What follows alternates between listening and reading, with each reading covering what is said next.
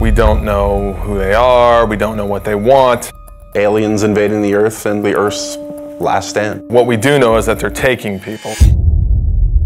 It's basically not a remake, but a reimagining of the original XCOM game. Well, core principles from the original that we wanted to build on was basically everything. XCOM is about Earth being threatened by an unknown enemy. The world bonds together and they form an elite military organization, the most elite in the history of the world, and that's where the player comes in. They are the commander of this organization. I think we were all fans of the original, you know, working for Firaxis, we're all fans of squad-based, turn-based strategy, so I've played just about every turn-based strategy game out there. I think we all had a lot of ideas and things that we wanted to do and things we liked about all of the games that we played in the past.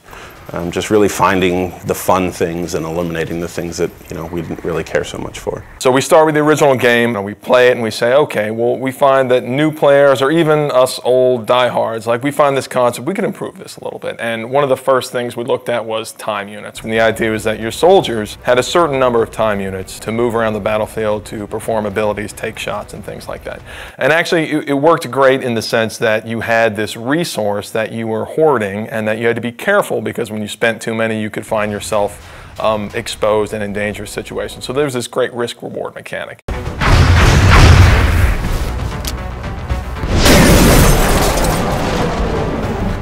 We said, okay, how can we simplify that and sort of free up all that headspace that takes up in the player's head? We sort of turned the time units into a simplified version where the player has a number of moves that they can perform per turn, and they can choose to move and shoot, they can choose to move really far, and then based on different abilities their soldiers have, maybe they can use those abilities to do different things. But it still has that great risk-reward mechanic. Look, I need to run really far this time, but when you do that, you're always taking the cost that you're not going to be able to shoot, and then you're going to find yourself in a difficult tactical position.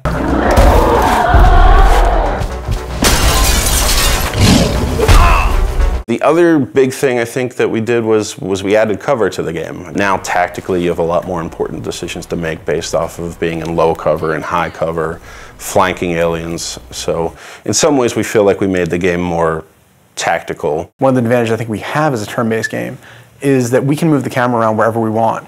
If you're making a game that has real-time response, players get really upset when you take control away from them. Well, we do that every other turn. There's been a very cinematic approach to the game that we're making now that wasn't available then, simply because we can move the camera around and take advantage of the fact that we have a 3D game. We're still leveraging the 3D and the tech that we have available now to make it a much more compelling experience, I think, visually, than they were able to do back then. The GlamCam was our way of kind of making a turn-based strategy game sexy. It was a way for us to take the camera and put it in the environment in a way that kind of got you out of the normal gameplay mode, but let you see things a little clearer and a little more up close and feel like you're a little more part of the action.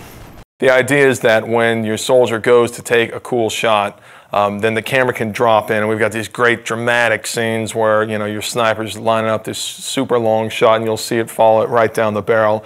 And what that does is it allows a little more of an intimate connection between you and your soldiers. And of course it increases the drama of the actual combat. And the GlamCam is a great way to do that. That's just one of the ways that we sort of get the camera down there so the player can sort of see combat from their soldier's perspective.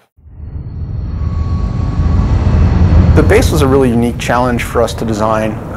When we started on it, it was flat and more like a level in the game. And we really wanted to have base building, but we ran into some really difficult challenges on it being flat and working more like a level. And at a certain point, a couple of my guys had come in and they said, you know what, we keep talking about this as an ant farm. Why don't we make it like an ant farm? It is very much, you know, the G.I. Joe base that the kid down the street had that you didn't have, that you got to play with every once in a while if you went to his house.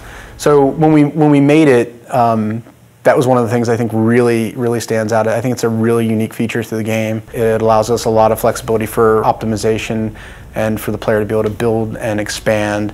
And it's a really different, I haven't seen represented that way really ever. And on top of that, they're actually expanding the structure, customizing the facilities that they're adding to their base. We want them to be able to see their soldiers interacting and their scientists, and so I think it's this really neat moment where you get into the game and you have this physical structure that you've customized and you've made the decisions about what you want to focus on, and then you can see your soldiers that you've leveled up and you've grown attached to, you can see them interacting, and it's something that I think we're really proud of, we're really excited for people to see.